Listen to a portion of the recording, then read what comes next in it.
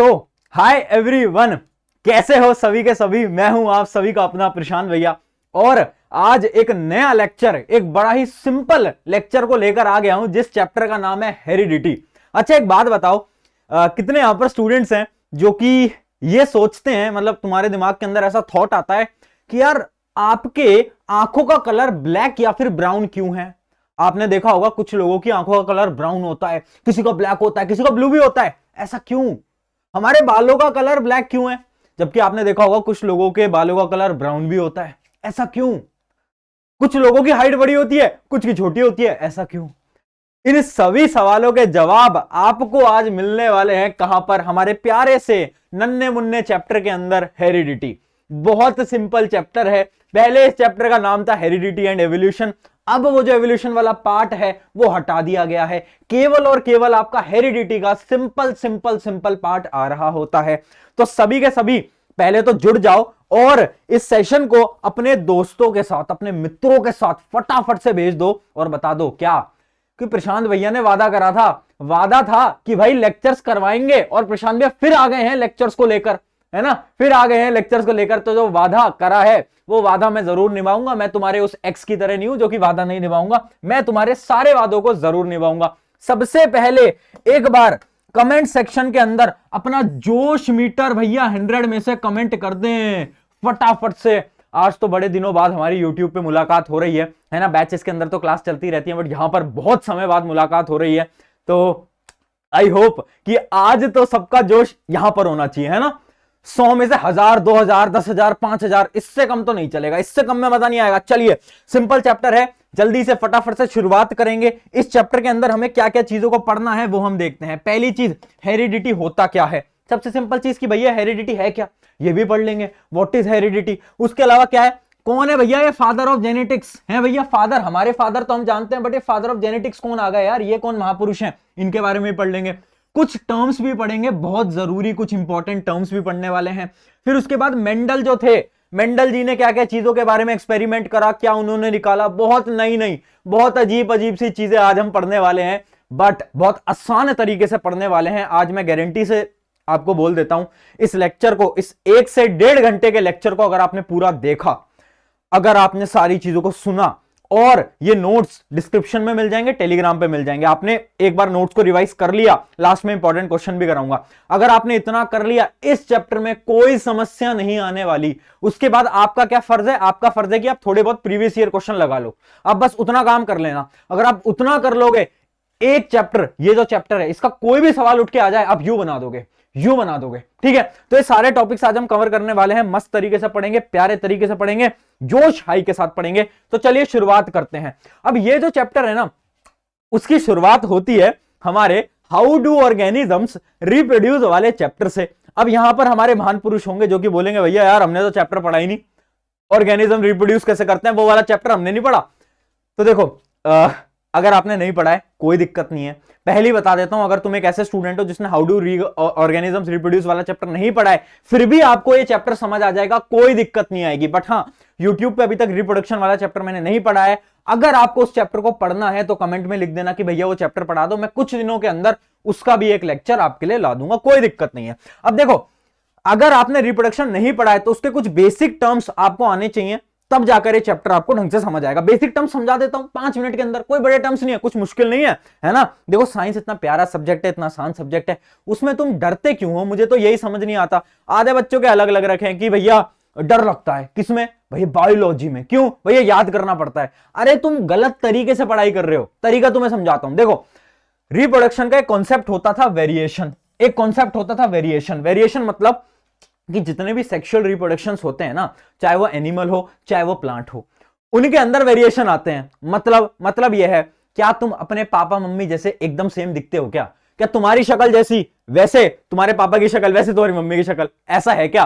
बिल्कुल सेम दिखते हो क्या? अरे नहीं यार, अरे नहीं यार, हमारे सबके फेसेस डिफरेंट हैं। क्यों? क्योंकि सेक्सुअल रिप्रोडक्शन के अंदर वेरिएशंस आते हैं, कैरेक्टरिस्टिक्स के चेंजेस बदल जाते हैं, बहुत सारे अलग अलग चेंजेस हो जाते हैं। अब तुम पूछोगे भैया वो चाइनीज लोग जो होते हैं ना, वो तो सब ऐसे ही दिखते हैं, उनकी ऐसी पतली पतली आंखें होती हैं, वो तो सब सेम दिखते हैं। अरे नहीं यार, उनमें भी चेंजेस होते हैं ना, उन लोगों में भी चेंजेस होते हैं। ऐसा नहीं है कि वो एक दूसरे की फोटोकॉपी बन रहे हैं, नहीं, वहां पर भी चेंजेस होते हैं। तो सेक्सुअल रिप्रोडक्शन के अंदर वेरिएशन आता है। वेरिएशन क्यों आता है? इसका एक सिंपल सा कॉन्सेप्ट था, वो कॉन्सेप्ट समझ लो। आपका होता है डीएनए, आपका होता है भैया ये न्यूक्लियस, न्यूक्लियस के अंदर ये है, मान लो मेरा डीएनए है ना, ये डीएनए थ्रेड लाइक स्ट्रक्चर। अब होता क्या है ना, जब रिप्रोडक्शन होता है तो डीएनए की कॉपी बनती है, डीएनए डुप्लीकेट कर जाता है। ये डीएनए क्या होता है, अपने आप को डबल कर लेता है, मतलब अपने आप को डबल डबल डबल कर लेता है। बट एक कहावत आपने सुनी होगी कि भैया नकल में भी अकल चाहिए, है ना, कि भैया अगर हमें किसी की चीटिंग करनी है ना, तो उसमें भी हमें दिमाग लगाना चाहिए कि हम उस बंदे की कॉपी में से चीटिंग कर रहे हैं जिसको आता हो। अगर तुम किसी बेवकूफ की कॉपी में से चीटिंग करोगे तो भैया फिर तो हो गया काम खत्म, है ना। उसी प्रकार से डीएनए हमारा बेचारा बेवकूफ, वो नकल तो कर रहा था, वो कॉपी तो कर रहा था, बट वहां पर बहुत सारे एरर्स आ रहे थे। एरर्स समझते हो, बहुत सारी गलतियां हो रही थी, जिसकी वजह से जब डीएनए डुप्लीकेशन होता है तो बहुत सारे एरर्स आ जाते हैं। जब एरर्स आते हैं तो क्या आता है, एरर्स की वजह से वेरिएशन आ जाते हैं, चेंजेस आ जाते हैं, चेंजेस आ जाते हैं।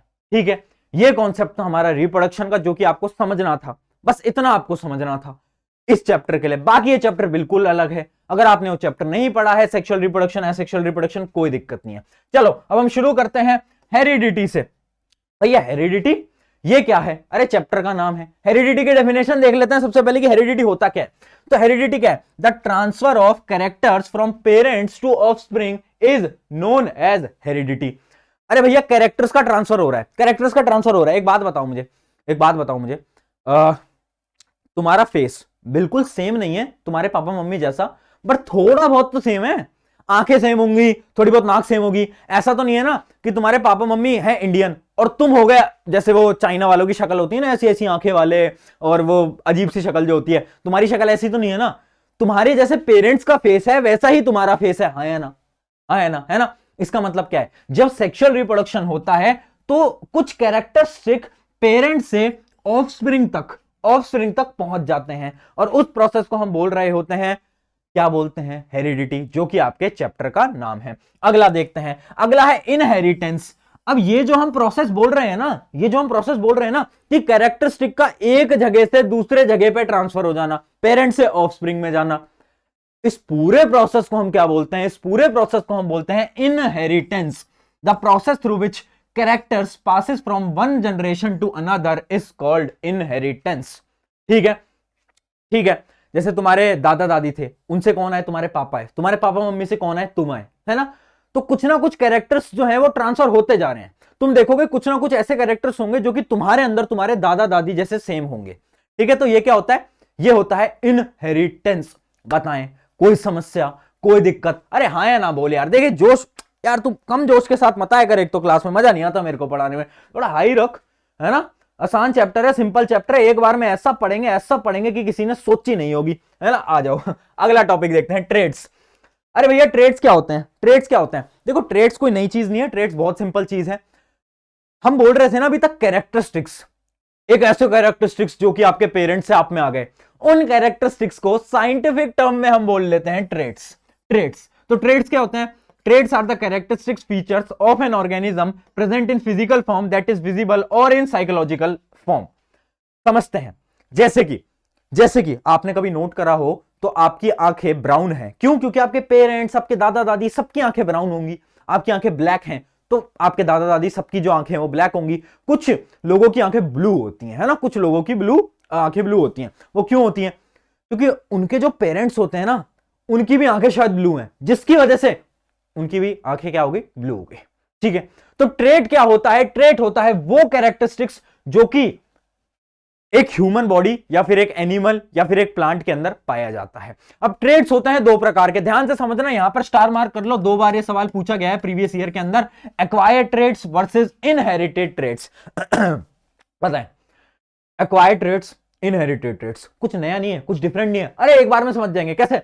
एक्वायर्ड ट्रेट्स, एक्वायर्ड का मतलब क्या होता है? हमारे अंदर आए हुए ट्रेट्स। इनहेरिटेड ट्रेट का मतलब क्या होता है? वो ट्रेट्स जो कि बचपन से हमारे अंदर है। जैसे कि बचपन से क्या है आपके अंदर, कुछ एग्जांपल लेते हैं। बचपन से क्या है कि आपके जो बालों का कलर है ना वो ब्लैक है, ये क्या है? ये आपके इनहेरिटेड ट्रेट्स हैं जो कि आपको आपके पेरेंट्स से मिले हैं और ये आपके अंदर हैं बचपन से। बट एक्वायर्ड ट्रेड्स कौन से होते हैं? जैसे कि आपको यार बहुत ज्यादा गुस्सा आता है ना, आप तो वो क्लास का गुंडा होता है ना जिसको यार थोड़ी सी भी बात हो गई, किसी ने बोल दिया तू तो बेवकूफ है, तुम अचानक से तुम्हें गुस्सा आ जाता है, तुम लड़ने के लिए तैयार हो जाते हो, वो क्या है? वो तुम्हारे एक्वायर्ड ट्रेड्स हैं, जो कि तुम्हारे अंदर आए हैं, तुम्हारे पेरेंट्स से आए हैं, ये जरूरी नहीं है, तुमने खुद ने उन ट्रेड्स को अपने अंदर लाया है। किस वजह से? जो तुम्हारी लाइफस्टाइल है। इसका एक और एग्जांपल है, कुछ बच्चे यहां पर मोटे होंगे बहुत ज्यादा, कुछ पतले होंगे, है ना, तो ये क्यों है?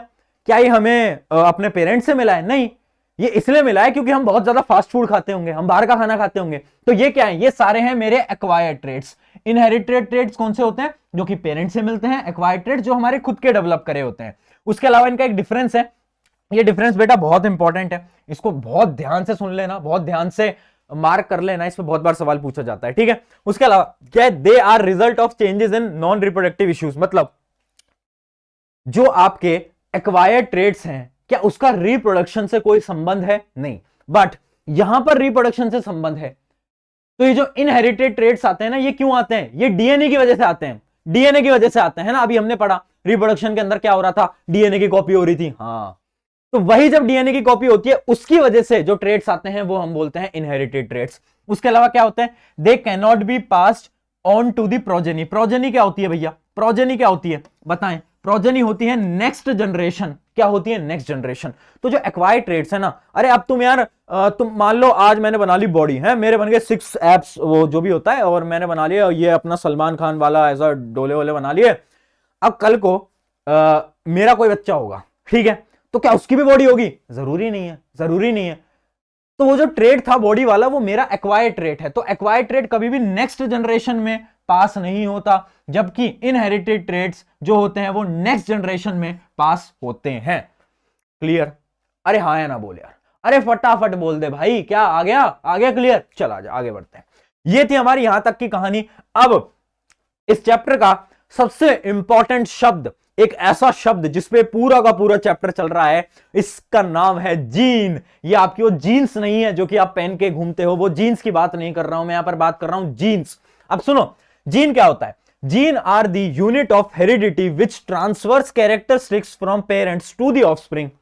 मतलब एक टेबल आपको दिखाता हूं, वो टेबल अगर आपने समझ ली ना बेटा, तो आपकी तो मतलब जिंदगी जिंगल आला हो जाएगी, है ना, जिंदगी एक नंबर हो जाएगी। टेबल समझो, ये मेरा बेचारा सेल है। कौन है ये मेरा सेल है। ये वैसे टेबल ना आपने 9th क्लास में पढ़ी थी। ओहो हो, मैं तो भूल गया, 9th क्लास में तो आपने पढ़ाई नहीं करी थी। कोई बात नहीं, आ जाओ।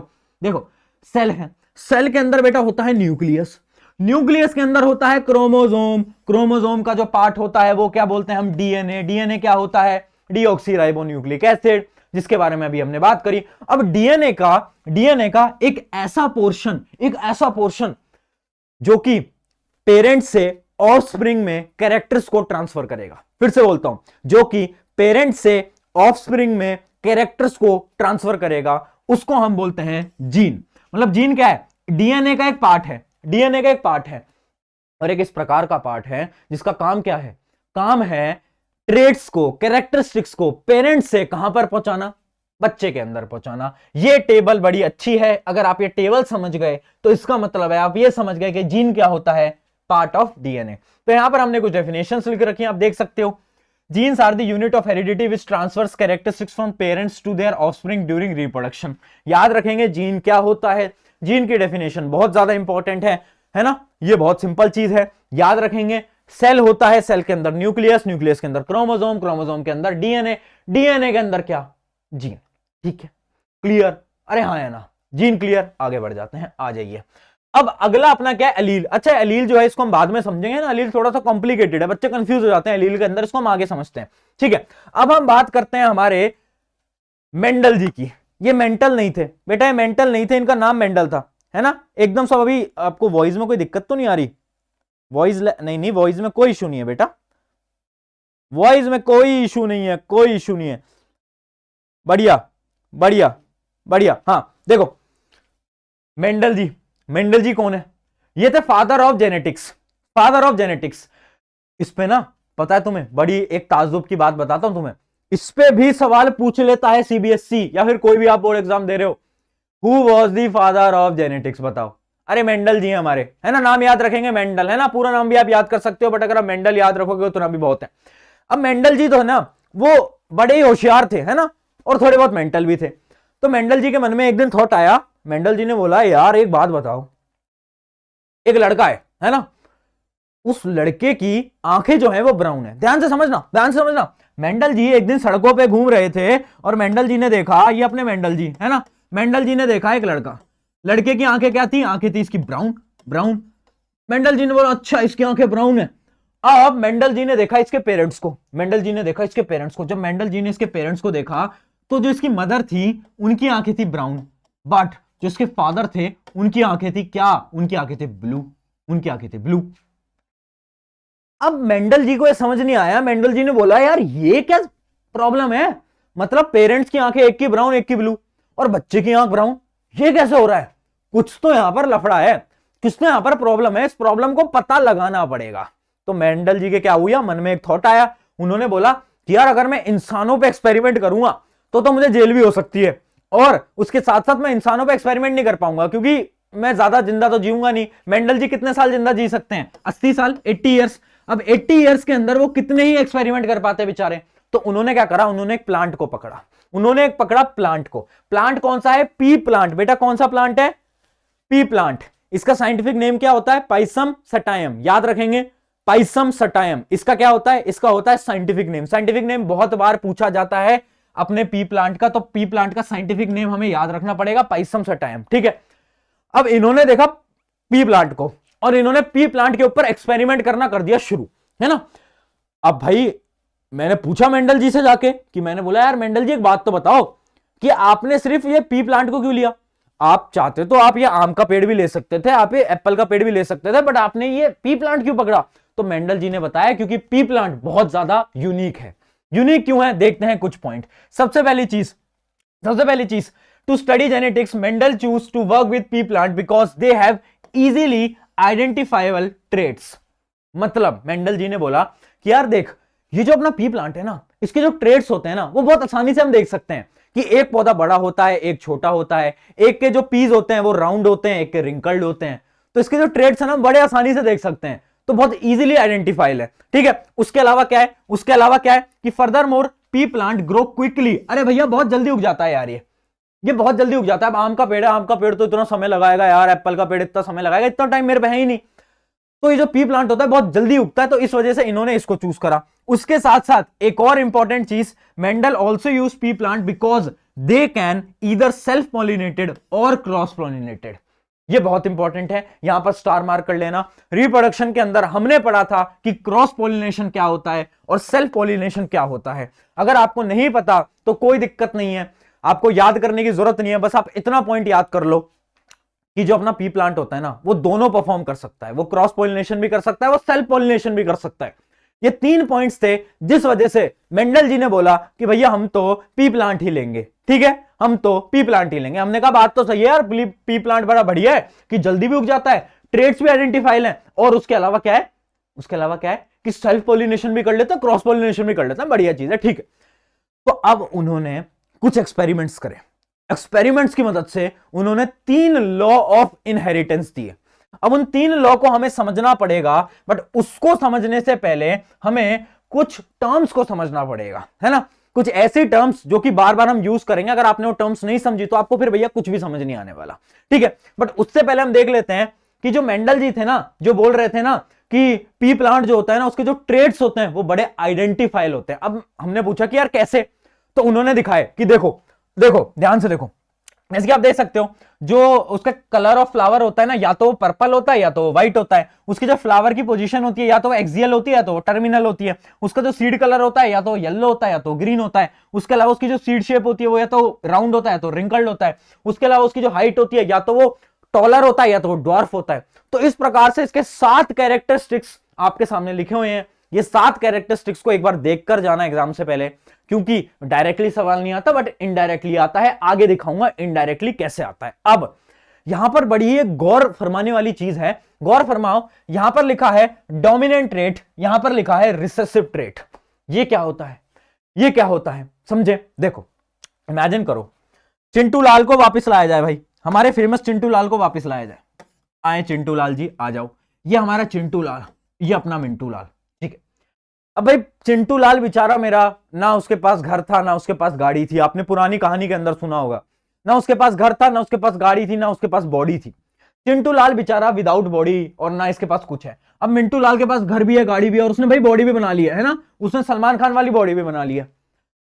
अब यहां पर थी महबूबा, यहां पर थी महबूबा, तो महबूबा किसके पास जाती है? महबूबा जाएगी ऑब्वियस सी बात है किसके पास? मिंटू लाल के पास। क्यों? क्योंकि भाई मिंटू लाल के पास बॉडी भी है, गाड़ी भी है, घर भी है, पैसा भी है, ऑब्वियस सी बात है किसके पास जाएगी? मिंटू लाल के पास। अब आप ध्यान से समझना, चिंटू लाल और मिंटू लाल के अंदर कौन सा रिसेसिव है, कौन सा डोमिनेंट है, किसने किसको डोमिनेट करा? मतलब मिंटू लाल जो है, क्या वो हमारा डोमिनेंट है? क्या वो हमारा डोमिनेंट है यहां पर? हाँ या ना बोलो, हाँ या ना बोलो फटाफट से। और चिंटू लाल जो है, क्या वो मेरा रिसेसिव है? मतलब डोमिनेंट, डोमिनेंट वो होते हैं जो कि स्ट्रॉन्गर होते हैं, ताकतवर होते हैं। रिसेसिव कौन होते हैं? रिसेसिव हमारा बेचारा चिंटू लाल, तो कि ताकतवर नहीं है ना। अगली कहानी के अंदर चिंटू लाल को ताकतवर बना देंगे, कोई दिक्कत नहीं है ना। ठीक है, कमेंट में लिख देना कि sad for justice for Chintu Lal. अब आप समझ गए डोमिनेंट क्या होता है, रिसेसिव क्या होता है। अब हमने एक टेबल देखी थी, उस टेबल के अंदर आप ध्यान से देखो तो जो कुछ ट्रेड्स होते हैं ना, वो कुछ ट्रेड्स तो डोमिनेंट होते हैं, कुछ रिसेसिव होते हैं। जैसे कि पी प्लांट के अंदर अगर आप गौर फरमाओगे तो आप देख पाओगे जो फ्लावर का कलर है ना, पर्पल फ्लावर डोमिनेंट है, जबकि व्हाइट फ्लावर रिसेसिव है। मतलब पर्पल फ्लावर का जो जीन है ना, वो बहुत ज्यादा ताकतवर है, जबकि जो व्हाइट वाला है उसका जीन बहुत ज्यादा वीक है, तो डोमिनेंट कौन से होते हैं? जो स्ट्रॉन्गर होते हैं, ताकतवर होते हैं। रिसेसिव कौन से होते हैं? जो बेचारे वीक होते हैं। समझ गए डोमिनेंट ट्रेट और रिसेसिव ट्रेट क्या होता है। चलिए आगे बढ़ जाते हैं। अब कुछ हमें चीजों के बारे में समझना पड़ेगा, सम इंपॉर्टेंट टर्म्स को समझना पड़ेगा। अगर आपने इन इंपॉर्टेंट टर्म्स को समझा बेटा, उसके बाद तो आपकी जिंदगी जिंगालाला हो जाएगी। क्यों? क्योंकि उसके बाद हम मेंडल का एक्सपेरिमेंट पूरी तरीके से समझ जाएंगे, है ना। क्योंकि टर्म्स हमें पहले समझनी पड़ती हैं, कुछ ऐसी टर्म्स होती हैं उसके बिना हम एक्सपेरिमेंट कर ही नहीं सकते, है ना। चलिए एकदम क्लियर यहां तक, कोई परेशानी, कोई प्रॉब्लम? बड़े डेफिनेशंस के ऊपर, और थोड़ा सा यार जोश वोश हाई रखा करो, है ना। ये कम एनर्जी के साथ मत आया करो। मुझे पता है थोड़ा ठंड वंड लगती है तुम्हें, तुम ठंड में अच्छी पढ़ाई नहीं होती, तुम नींद ले रहे हो तो क्या हो गया यार। यही समय, इस समय पर रगड़ दो, जी जान लगा दो, मेहनत लगा दो, क्योंकि ये समय यार वापस नहीं आएगा। ठीक है, ये समय वापस नहीं आएगा। आज से 1-2 साल बाद बैठ के तुम रिग्रेट करोगे कि यार काश उस समय पर पढ़ लेते, उससे अच्छा है अभी पढ़ लो। आ जाओ, देखो टर्म्स देखते हैं। पहली टर्म क्रोमोसोम। क्रोमोसोम क्या होता है? A thread like structure in the nucleus of the cell, it appears during a cell division and carries genes. वो आप याद रखना, सेल के अंदर न्यूक्लियस, न्यूक्लियस के अंदर क्रोमोसोम। क्रोमोसोम के अंदर क्या था? क्रोमोसोम के अंदर था डीएनए, और डीएनए के अंदर क्या था? जीन। डीएनए के अंदर क्या था? जीन। तो जीन क्रोमोसोम तो आपको ऑलरेडी मैं समझा चुका हूं। उसके आगे बढ़ते हैं। अब आता है अलील। ये जो अलील है ना, अलील, ये अलील बड़ा इंपॉर्टेंट है ना। क्यों? अलील की डेफिनेशन देखते हैं। देखो अलील क्या है? Different form of given gene, different form of given gene. आपको याद है, मान लो ये आपका क्या है? ये आपका था डीएनए। डीएनए का एक पार्ट, उसको हम क्या बोल रहे थे? उसको हम बोल रहे थे जीन, है ना, जीन, है ना। अब जीन का एक स्पेसिफिक पार्ट, उसको हम क्या बोलते हैं? उसको हम बोलते हैं हमारा अलील। क्या बोलते हैं हम उसको? अलील। मतलब एग्जांपल से समझाता हूं, पी प्लांट का एग्जांपल ले लेते हैं। अरे भैया पी प्लांट के पास जीन्स होंगे, वो जीन्स को ट्रांसफर करेगा, है ना। जो उसके ऑफस्प्रिंग्स होंगे उसके अंदर वो जीन्स को ट्रांसफर करेगा। बट एक स्पेसिफिक जीन्स को पकड़ो, स्पेसिफिक जीन मतलब एक स्पेसिफिक ट्रेट को पकड़ो। जैसे कि एक ट्रेट था टॉल, एक ट्रेट था डॉर्फ, एक ट्रेट था कि भाई प्लांट का जो कलर है, जो उसका जो फ्लावर का कलर है वो पर्पल होगा। एक ट्रेट था कि उसके फ्लावर का जो कलर है वो क्या होगा? वो होगा आपका व्हाइट होगा। तो ये जो स्पेसिफिक ट्रेट्स है ना, इनका जो स्पेसिफिक जीन है ना, उसको हम बोलते हैं अलील। अलील क्या होता है? Different form of a given gene, मतलब एक स्पेसिफिक टाइप ऑफ जीन, उसको हम बोलते हैं अलील। याद रखेंगे, अलील क्या होता है? एक specific form of a gene, gene का एक स्पेसिफिक फॉर्म। अब देखते हैं, जैसे कि जब भी हम बात कर रहे हैं कि हमारा पी प्लांट बड़ा है, टॉल है, तो उसको हम रिप्रेजेंट करते हैं बड़े वाले टी से, बड़े वाले टी से। तो ये जो टी है ना, ये टी क्या है? ये टी है अलील। ये क्या है? ये है अपना अलील। ठीक है, उसके अलावा अगर मेरा प्लांट डॉर्फ है, छोटा है, तो उसको हम रिप्रेजेंट करते हैं छोटे वाले टी से। तो ये छोटे वाला टी क्या है? अलील ऑफ डॉर्फनेस। कि प्लांट छोटा है तो उसका अलील क्या होगा? उसका होगा स्मॉल टी। अच्छा एक चीज याद रखना, जो आपके डोमिनेंट ट्रेड्स होते हैं उनको हम हमेशा कैपिटल लेटर से मार्क करते हैं, जो हमारे रिसेसिव ट्रेट्स होते हैं उनको हमेशा आप छोटे लेटर से मार्क करते हैं, इतना हमें याद रखना पड़ेगा, ठीक है। जैसे कि ये क्या हो गया, ये अपना डोमिनेंट ट्रेट, और ये क्या हो गया, ये मेरा रिसेसिव ट्रेट, ठीक है। आ जाओ आगे बढ़ते हैं। अगला है फिनोटाइप। फिनोटाइप क्या है? It refers to the observable physical appearance of the given organism. जैसे कि तुम कैसे दिखते हो, तुम्हारी आंखें कैसी हैं, तुम्हारे बाल कैसे हैं, तुम्हारी हाइट कैसी है, वो क्या है, वो है तुम्हारा फिनोटाइप। एक प्लांट कैसा दिखता है वो है उसका फिनोटाइप। जैसे कि एक प्लांट लंबा है, टॉल है, वो क्या है उसका फिनोटाइप। एक प्लांट छोटा है, डॉर्फ है, वो क्या है उसका फिनोटाइप। फिनोटाइप क्या होता है? Physical appearance. अब देखते हैं जीनोटाइप। जीनोटाइप क्या होता है? Genotype is a genetic code responsible for any phenotype. मतलब ये कोड है, ये एक जेनेटिक कोड है। जैसे कि एक कोड लिख रहा हूं, तुम खुद बताना, तुम खुद बताना, ठीक है। जैसे कि इमेजिन करो एक प्लांट है ना, एक प्लांट है। अब उसके पास एक चीज याद रखना, एक जो प्लांट होता है ना, उसके पास हमेशा वन पेयर, एक पेयर के अंदर होता है ना। उसके जो अलील होते हैं ना वो हमेशा पेयर के अंदर होते हैं। अब ध्यान से देखना, जैसे कि पहला अलील है टॉल, दूसरा अलील है टॉल। ये क्या है इसका? ये है इसका जीनोटाइप। ये क्या है इसका? जीनोटाइप। मतलब जीनोटाइप कुछ नहीं है, it is a representation of allele. कि भैया मैं अलील की मदद से अपने प्लांट को दिखा दूं, वो क्या कहलाएगा? वो कहलाएगा मेरा जीनोटाइप। जीनोटाइप एक प्रकार का कोड है। अब ये टी लिख दिया, टी और टी। पहला टी क्या बताता है? Plant will be toll. दूसरा टी क्या बताता है? Plant will be toll. तो इसका जीनोटाइप तो टी और टी है। अब अगर मैं पूछूं इसका फिनोटाइप क्या है, इसका फिजिकल अपीयरेंस कैसा होगा, तो इसका फिजिकल अपीयरेंस होगा टॉल, ठीक है। अब यहां पर मैं ये ले लेता हूं स्मॉल टी। इसका बताओ फटाफट, चैट के अंदर बताएंगे। इसका बताओ, इसका क्या होगा? अरे हाँ बोलो यार फटाफट, क्या होगा इसका? अरे इसका जीनोटाइप है टी, स्मॉल टी, और इसका फिनोटाइप क्या होगा? स्मॉल, मतलब डॉर्फ भी लिख सकते हो, स्मॉल भी लिख सकते हो, ठीक है। अब गेम आता है यहां पर। इमेजिन करो एक प्लांट है जिसका जीनोटाइप है बड़ा वाला टी और छोटा वाला टी। अब क्या होगा बताओ? अब क्या होगा? जब भी ऐसा कंडीशन बनती है तो हमें याद रखना है कि कौन सा प्लांट आपका क्या है? डोमिनेंट। डोमिनेंट रेट कौन सी है? डोमिनेंट रेट है भैया ये, डोमिनेंट रेट है ये। तो डोमिनेंट क्या करेगा? मिंटू लाल ने क्या करा? चिंटू लाल पे भारी पड़ गया। उसी प्रकार से डोमिनेंट रेट क्या होगी? जो आपकी रिसेसिव ट्रेट है उस पर भारी पड़ जाएगी। तो ये वाला जो प्लांट है ये भी टॉल ही होगा, ये भी टॉल ही होगा। याद रहेगा। जीनोटाइप, फिनोटाइप, अलील, तीनों कॉन्सेप्ट क्लियर। अलील क्या होते हैं, जीनोटाइप क्या होते हैं, फिनोटाइप क्या होते हैं? कोई समस्या, कोई प्रॉब्लम? आगे बढ़ते हैं। अगली टर्म क्या है? होमोजाइगस। अगली टर्म है हेट्रोजाइगस। देखो होमोजाइगस क्या होता है? अगर हमारे अलील जो है वो सेम है, सेम टाइप ऑफ अलील है, तो वो क्या होगा? तो वो होगा हमारा क्या? होमोजाइगस। अगर डिफरेंट टाइप ऑफ अलील है तो वो होगा हेट्रोजाइगस। जैसे कि दिखा देता हूं, टी और टी, क्या इसके अंदर अलील सेम है? बड़ा टी अलील सेम है, ये क्या हो गया? होमोजाइगस। अब अगर मैं लिखूं टी और स्मॉल टी, क्या इसके अंदर अलील सेम है? नहीं है, अलील दोनों अलग अलग हैं। जब अलील हमारी अलग अलग होती हैं तो क्या होता है? तो हमारा हेट्रोजाइगस हो जाता है, ठीक है। होमोजाइगस क्या है? अलील सेम, हेट्रोजाइगस अलील एकदम अलग। समझ गए क्या? अरे हाँ या ना बोलते चलेंगे फटाफट से। जोश मीटर हाई रखो यार, ऐसे ऐसे कम नहीं होने देना है ना, कम नहीं होने देना, बढ़िया कम वगैरह होने ही नहीं देना हमें। चलिए आगे बढ़ा जाए। समझ गए होमोजाइगस क्या होता है, हेट्रोजाइगस क्या होता है? आगे बढ़ते हैं। अब अगली टर्म है F1 जनरेशन, अगली टर्म है F2 जनरेशन। देखते चलो। देखो अभी हम टर्म समझ रहे हैं बेटा। टर्म समझना क्या होता है ना, जब भी हम कुछ भी पढ़ते हैं ना, तो जैसे इमेजिन करो आज आप इंग्लिश पढ़ रहे हो, तो इंग्लिश समझने के लिए आपको इंग्लिश के शब्द पता होने चाहिए ना, तभी तो आप इंग्लिश रीड कर पा रहे हो, हिंदी रीड कर पा रहे हो। अगर आपको शब्द ही नहीं आएंगे, वर्ड ही नहीं आएंगे, तो क्या आप रीड कर पाओगे? नहीं।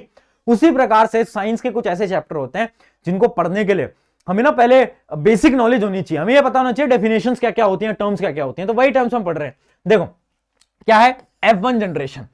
F1 जनरेशन क्या होता है? एक ऐसी जनरेशन जो कि पहली जनरेशन है रिजल्ट ऑफ क्रॉस फर्टिलाइजेशन।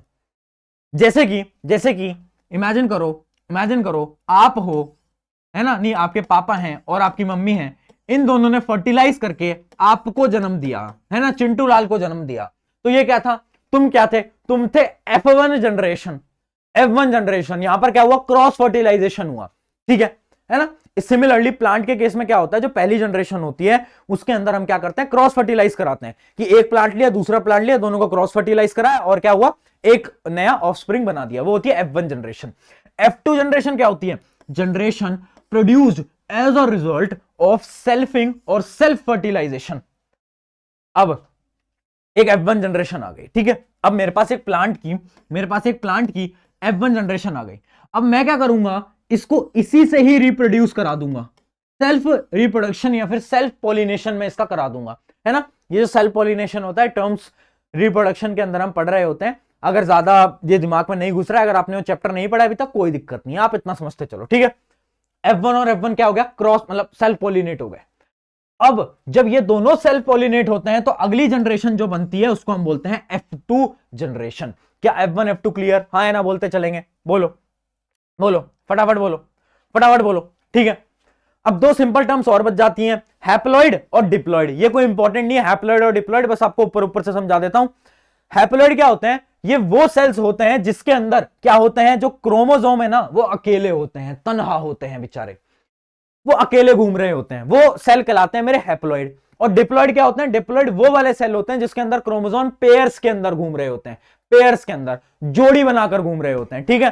तो वो क्या होते हैं, वो होते हैं हैप्लॉइड, वो होते हैं डिप्लॉइड। जैसे कि तुम बेचारे अपने स्कूल के अंदर अकेले घूम रहे हो, स्कूल के अंदर वो होते हैं ना कुछ होते हैं, जैसे आपके सीनियर आपने देखे होंगे जो कि डिप्लॉइड पेयर बनाकर घूम रहे होंगे, है ना, समझने वाले समझ गए होंगे। तो हैप्लॉइड और डिप्लॉइड इस प्रकार से होता है, क्लियर। हैप्लॉइड क्या होता है, जो सेल अकेला है, मतलब जो अपने क्रोमोसोम जो होते हैं सेल के वो अकेले हैं, डिप्लॉइड के अंदर पेयर बनाकर घूम रहे हैं। चलिए भैया आगे बढ़ जाते हैं। यहां पर हमारी सारी की सारी डेफिनेशंस होती हैं खत्म, सारी की सारी डेफिनेशंस होती हैं खत्म। एक मिनट में पानी पी लूं, फिर उसके बाद मेंडल की बात करते हैं, आ जाए।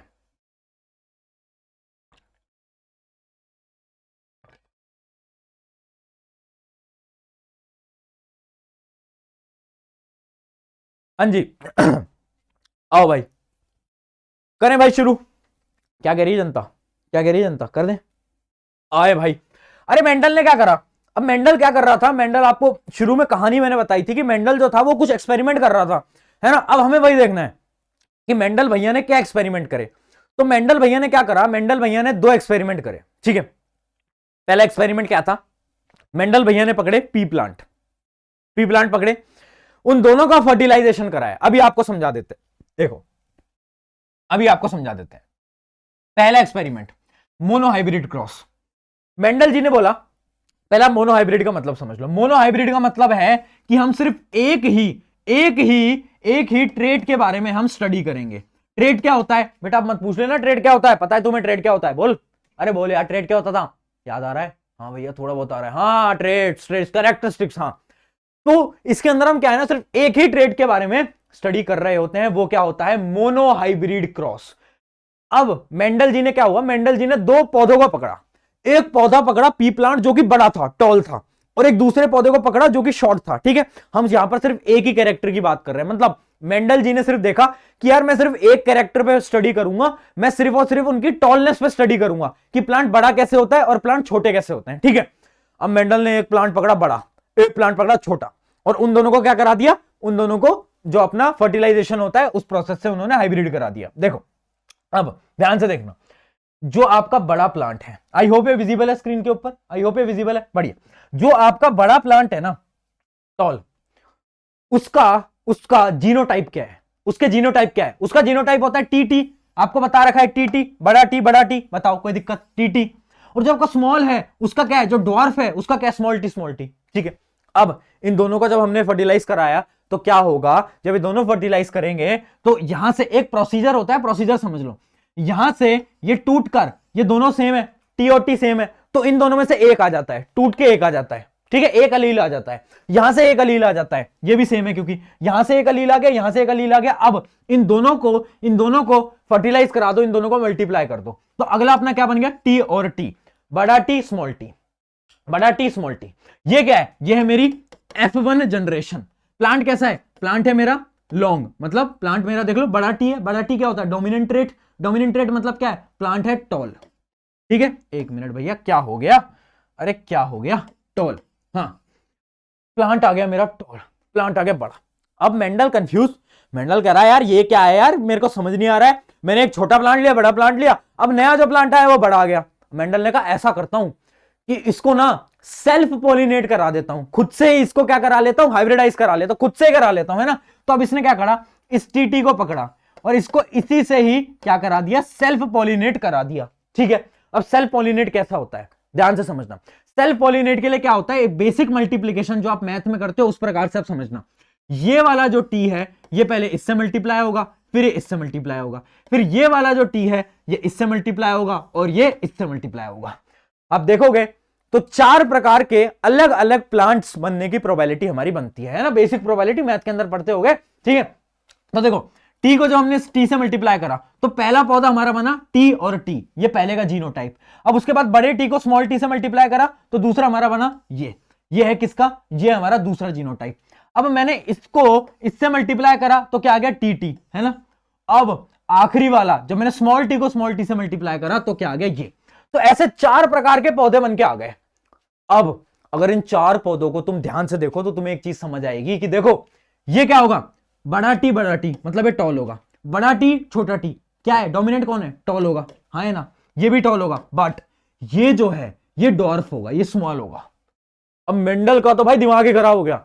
मेंडल कह रहा है यार मैंने एक बड़ा प्लांट लिया, एक छोटा प्लांट लिया, दोनों को मैंने क्या करा, दोनों को क्रॉस ब्रीड कराया, उसके बाद क्या हुआ, एक बड़ा प्लांट आया। अब उस बड़े प्लांट को उसी से ही वापस से सेल्फ पॉलिनेट कराया, तो उसके बाद 3 बड़े प्लांट आ रहे, एक छोटा प्लांट। अब ये छोटा प्लांट कहां से आ गया, मेंडल बेचारा कंफ्यूज हो गया।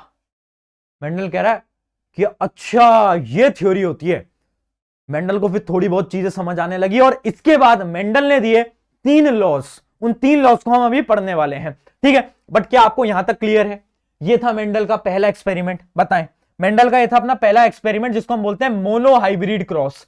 अब इसके अंदर एक दो चीजें ध्यान से सुनना, जो सवाल आपके पूछे जाते हैं। मोनो हाइब्रिड क्रॉस के अंदर फोनोटाइपिक रेशियो क्या होता है, फोनोटाइपिक रेशियो क्या होता है, मतलब कितने प्लांट हमारे टॉल हैं, कितने हमारे शॉर्ट हैं, क्या होता है वो रेशियो, 3 लॉन्ग है, एक हमारा शॉर्ट है, तो क्या हो गया 3:1। उसके अलावा जीनोटाइपिक रेशियो क्या होता है, जीनोटाइपिक रेशियो अगर आप देखोगे तो जो बड़े टी हैं वो कितना है, 1, छोटे टी कितने हैं, 1, और जो बड़ा टी छोटा टी वो कितने, 2। तो रेशियो क्या होगा, 1:2:1। ये रेशियो पे डायरेक्टली सवाल बहुत बार पूछे गए हैं, इन रेशियो को याद करके जाना है। ठीक है, अरे भैया याद करके जाना है, बोल दिया एक बार तो करके जाना है। ठीक है, बताएं, कोई दिक्कत, कोई समस्या, कोई दुविधा, किसी चीज में कुछ समझ ना आ रहा हो बताएं।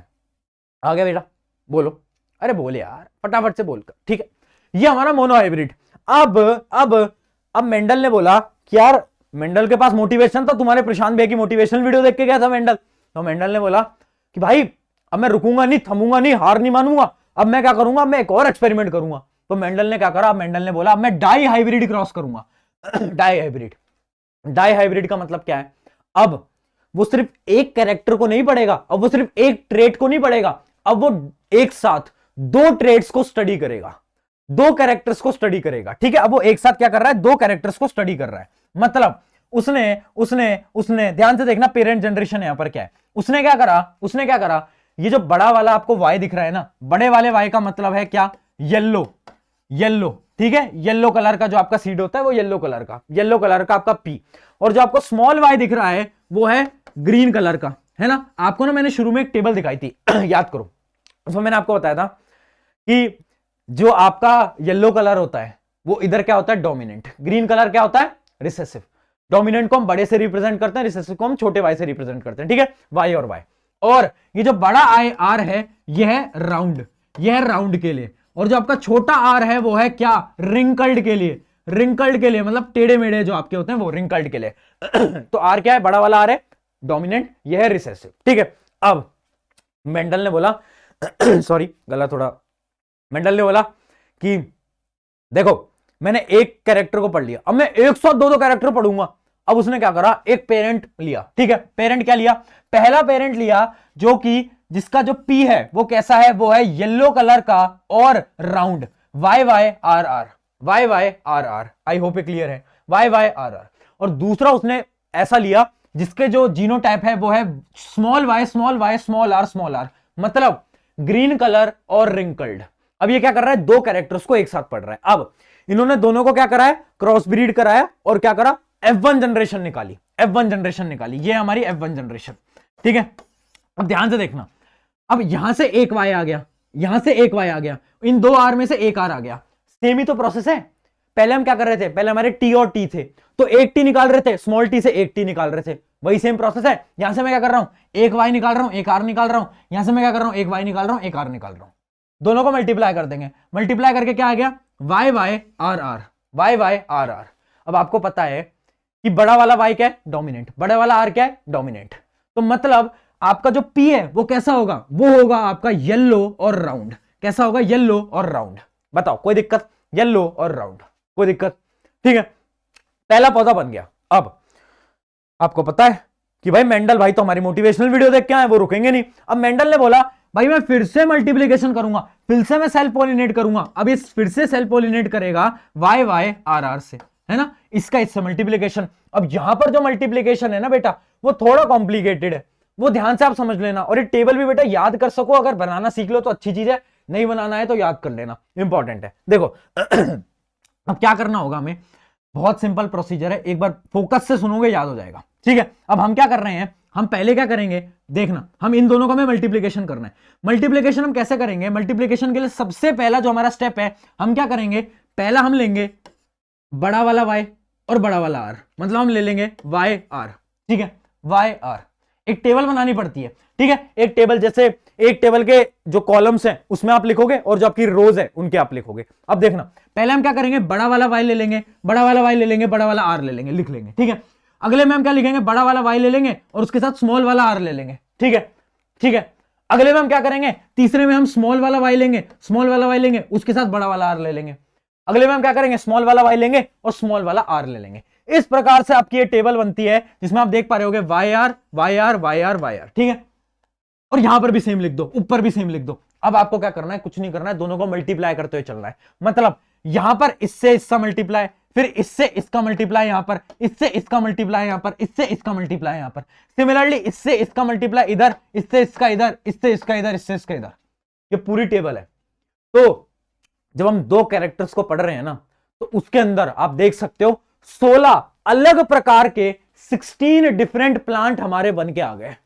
16 अलग अलग प्लांट आ गए। पिछले क्लास के अंदर मोनो हाइब्रिड के अंदर केवल 4 बने थे, बट इस F2 जनरेशन के अंदर हमारे ओवरऑल 16 अलग अलग प्लांट्स बन के आए हैं। टेबल बनाना सीख लो, क्या करना होता है, F1 जनरेशन बनाना तुम सीख गए। F1 जनरेशन एक उठाया मल्टीप्लाई कर दिया, ठीक है। अब जब इनका सेल्फ पॉलिनेशन होता है तो आपको एक टेबल बनानी है। टेबल में क्या करना है कि भाई इसका y उठाया, पहले इसका y उठाया, इसका r उठाया, लिख लिया। ये y उठाया, ये r उठाया, लिख लिया। स्मॉल वाला y उठाया, बड़ा वाला r उठाया, लिख लिया। स्मॉल वाला y उठाया, छोटा वाला r उठाया, लिख लिया। ऐसे और सेम ऐसे लिख दो। अब इनको मल्टीप्लाई करते चलो, बस बस, ठीक है, बस। अब आप एक टेबल देख सकते हो। इस टेबल को अगर आप ध्यान से देखोगे तो आपको पता चलेगा कि इसके अंदर 9 जो है वो बनेंगे अपने yellow plus round, yellow plus round, है ना। बल्कि 3 जो है वो बन रहे हैं ग्रीन और राउंड, और आपके 3 बन रहे हैं येलो और रिंकल्ड, और आपके 1 बन रहा है ग्रीन और रिंकल्ड। तो ये है हमारा रेशियो। यहां पर आपका फिनोटाइपिक रेशियो होता है क्या, 9:3:3:3:1, 9:3:3:3:1 यहां पर दे भी रखा होगा। देखो फिनोटाइपिक रेशियो 9:3:3:3:1, ठीक है। यहां पर काट लेना, ये अपना है F2 जनरेशन का, है ना, F2 जनरेशन का याद रखेंगे, ठीक है, ठीक है। पता है, कोई दिक्कत।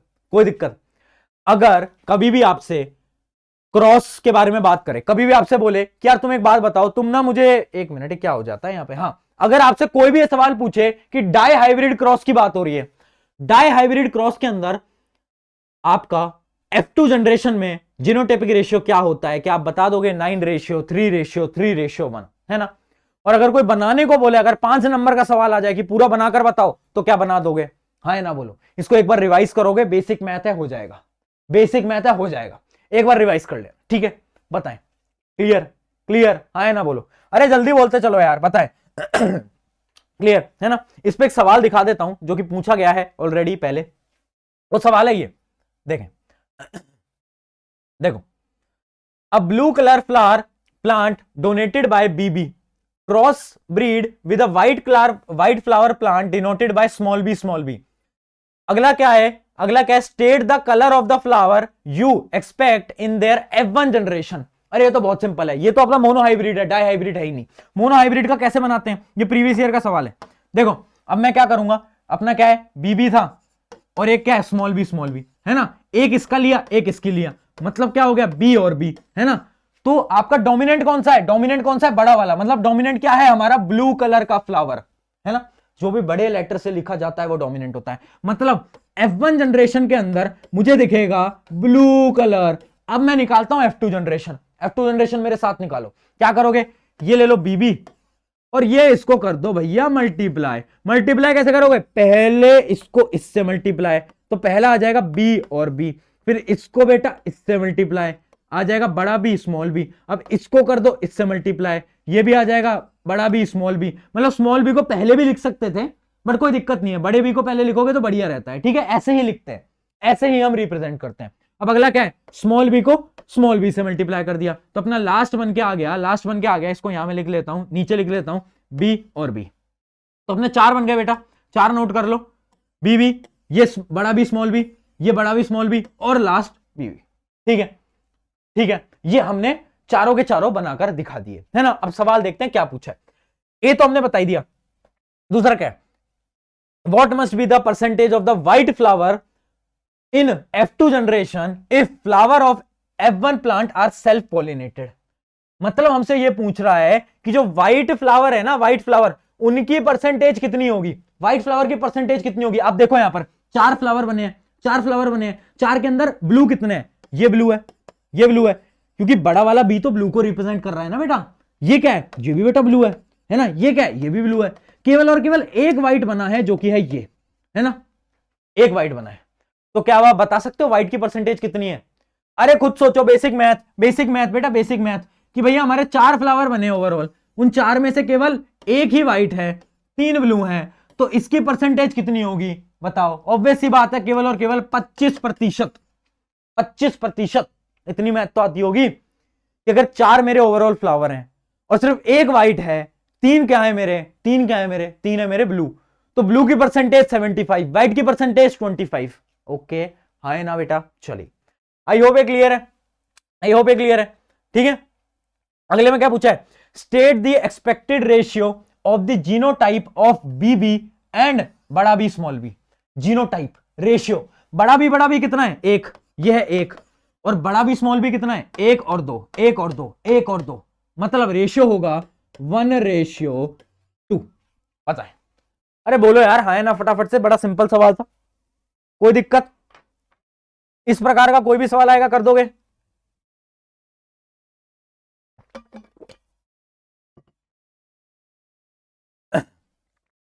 देखो एक चीज बता देता हूं, एक अच्छा नोट कर रहे हो क्या, नोट कर लो।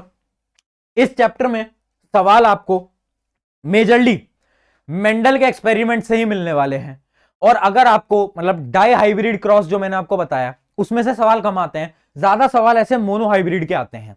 मोनो हाइब्रिड क्रॉस जो अभी मैंने एक सवाल करके दिखाया, इसकी जितनी प्रैक्टिस कर सको कर लेना।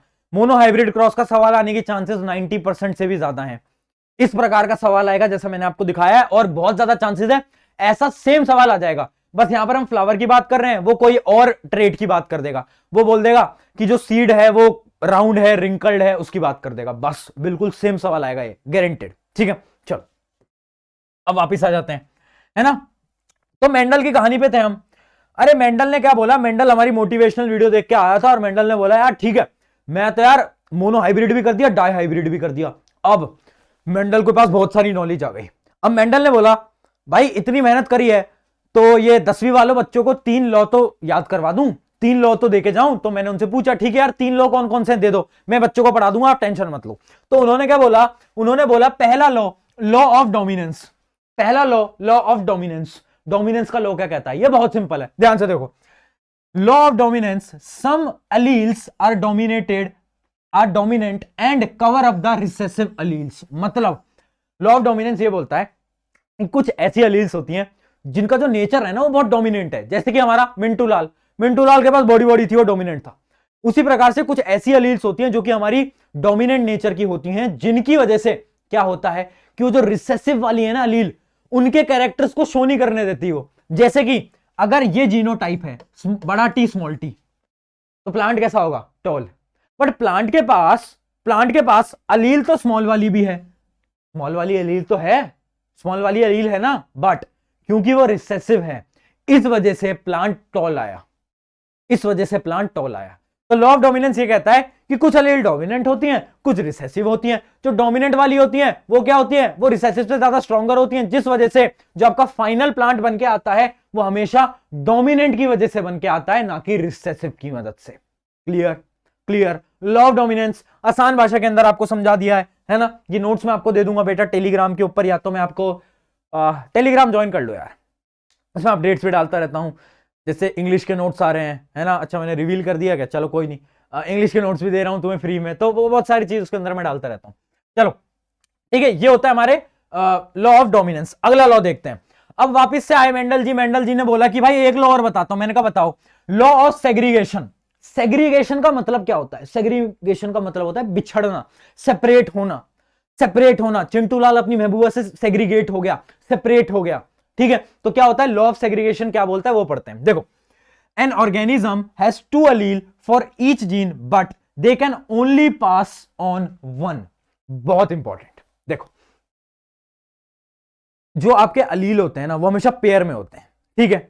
बट जब आपका हाइब्रिडेशन चल रहा होता है ना, जब आपका क्रॉस हाइब्रिड या फिर सेल्फ पॉलिनेशन हो रहा होता है, उस समय पर केवल और केवल एक अलील आता है। जैसे कि एग्जांपल देता हूं आपको, टी टी और ये टी है ना, इसको हम करा रहे हैं स्मॉल टी से। जब इन दोनों को हमने क्रॉस हाइब्रिड कराया तो इन दोनों में से केवल एक आया टी, और इन दोनों में से केवल एक आया स्मॉल टी, और ये दोनों मिलके क्या बना दिया, टी और टी, है ना। बताओ आए ना। तो मतलब होते तो अलील पेयर में है, बट जब भी आपका प्रोसेस चलता है ना जीन्स का ट्रांसफर का, उस समय पर केवल एक अलील आगे आता है, एक अलील आगे आता है। जैसे कि इसका एक और एग्जांपल बता देता हूं। जैसे इसी का एग्जांपल आप ले लो, सेल्फ वाला ले लेते हैं, सेल्फ वाला ले लेते हैं। जो हम सेल्फ वाले को कैलकुलेट करते हैं ना F2 जनरेशन के लिए, याद आ रहा है, अभी पढ़ा है 10 मिनट पहले, F2 के लिए, तो हम क्या करते हैं, इसमें से इसको लेते हैं और इसको मल्टीप्लाई करते हैं इसमें से। मतलब ये वैसे तो पेयर में थे, बट हम क्या कर रहे हैं, इंडिविजुअली इनको मल्टीप्लाई कर रहे हैं। आ गया समझ, इंडिविजुअली। पहला बनेगा टी और टी, इंडिविजुअली करा, फिर इसको इंडिविजुअली इससे मल्टीप्लाई करा। समझ रहे हो, समझ रहे हो। तो मतलब लॉ ऑफ सेग्रीगेशन क्या कहता है, लॉ ऑफ सेग्रीगेशन कहता है कि वैसे तो हमारे एलील जो होते हैं भैया वो पेयर में, अच्छी उनकी दोस्ती है, बट क्या होता है, जब भी हमारे जीन्स का ट्रांसफर होता है उस समय पर वो अलील जो होते हैं अलग अलग जाते हैं, दोनों साथ में नहीं जाते। क्लियर, ये होता है लॉ ऑफ सेग्रीगेशन। आगे बढ़ते हैं, अगला लॉ देखते हैं। अगला और आखिरी लॉ, और मैंने बोला हाथ जोड़ के मेंडल जी से बस करो यार, इतने सारे लॉ मत दो, बेचारे बच्चे परेशान हो जाते हैं यार आपके चक्कर में, थोड़ा सा दया करो। तो उन्होंने बोला ठीक है आखिरी लॉ बता के जाता हूं, और इंपॉर्टेंट लॉ बता के जाता हूं। मैंने कहा ठीक है बताओ। देखो, लॉ ऑफ इंडिपेंडेंट असॉर्टमेंट। अब देखो असॉर्टमेंट का मतलब क्या होता है, पहले आप ये समझो। असॉर्टमेंट का एक तरीके से मतलब होता है पेयर के अंदर, आप ये समझ लो पेयर के अंदर रहना। अब इसकी डेफिनेशन देखो, assortment of each pair of traits is independent of other। जब आपके अलील जो कि पेयर में हैं, जब वो ट्रांसफर हो रहे हैं, आपके जो ट्रेड्स हैं जब वो ट्रांसफर हो रहे हैं, ट्रेड्स आपके ट्रांसफर हो रहे हैं ना। मान लो एक आपका पौधा है, ठीक है, पी प्लांट, ठीक है, उसमें हम दो ट्रेड्स को स्टडी कर रहे हैं कि हमारा पौधा लॉन्ग भी है, टॉल है, और दूसरा हमारा कैरेक्टर हम ले रहे हैं कि उसके जो पी हैं वो राउंड है या फिर रिंकल्ड है। जब हम इन दो ट्रेड्स को एक साथ स्टडी करते हैं ना, हम इन दो ट्रेड्स को एक साथ स्टडी करते हैं, बट ये जो दो ट्रेड्स होते हैं ना वो इंडिपेंडेंटली यूज होते हैं, वो एक दूसरे पे डिपेंडेंट नहीं है। मुझे पता है तुम्हें कुछ भी समझ नहीं आ पाया, टेंशन मत लो, आसान भाषा के अंदर समझते हैं। डेफिनेशन तो हम वैसे भी नहीं पढ़ते। डेफिनेशन अगर आपको याद करनी है एग्जाम के लिए तो इतनी याद कर लेना, assortment of each pair of traits is independent to the other, बस आप इतनी याद कर लो। अब समझते हैं हो क्या रहा है यहां पर। देखो मैंने क्या बोला, ट्रेड्स जो है वो इंडिपेंडेंट है, ट्रेड्स जो है वो इंडिपेंडेंट है। जैसे कि एग्जांपल से समझते हैं।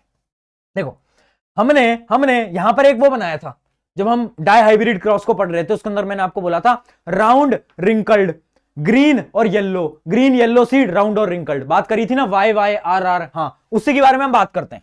तो जब इनका जब हम देखो, जब हमने F1 जनरेशन बनाई और F1 जनरेशन से जब हमने F2 जनरेशन बनाई ना, तो हम क्या कर रहे थे, हम करा रहे थे सेल्फ पॉलिनेशन। अब जो दो डिफरेंट ट्रेड्स है ना, जैसे कि एक ट्रेड क्या है कि सीड मेरी येलो होगी, दूसरा ट्रेड क्या है, दूसरा ट्रेड है कि मेरी जो सीड होगी वो राउंड होगी। ये दोनों ट्रेड्स एक दूसरे पे डिपेंडेंट नहीं है।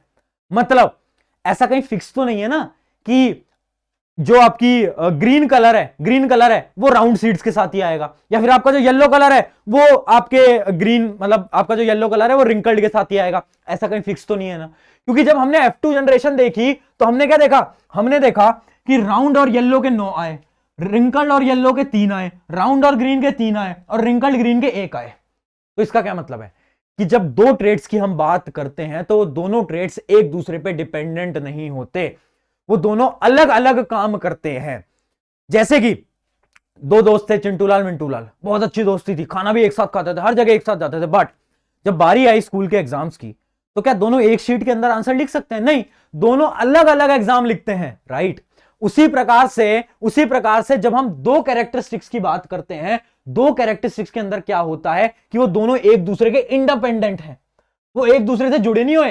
वो ये नहीं बोलते कि भाई ग्रीन सीड मैं तो राउंड के साथ ही आऊंगा वरना तो तू तो मेरे साथ गद्दारी कर देगा, वो ऐसे नहीं बोलते। वो बोलते हैं ठीक है, राउंड ग्रीन के साथ भी जा सकता है, राउंड येलो के साथ भी जा सकता है, राउंड रिंकल्ड के साथ भी जा सकता है, कैसे भी हो सकता है, और वो हमने प्रूव करके यहां पर दिखा भी दिया था। तो इंडिपेंडेंट असॉर्टमेंट, इस पे डेफिनेशन पे सवाल आता है और बच्चे इसको छोड़ के जाते हैं। क्यों छोड़ के जाते हैं? क्योंकि उनके ये कहानी समझ ही नहीं आती है। आई होप आपको एक कहानी समझ आ गई होगी। अगर आ गई है तो एक बार चैट सेक्शन के अंदर ओके लिख देना, ओ और के, okay.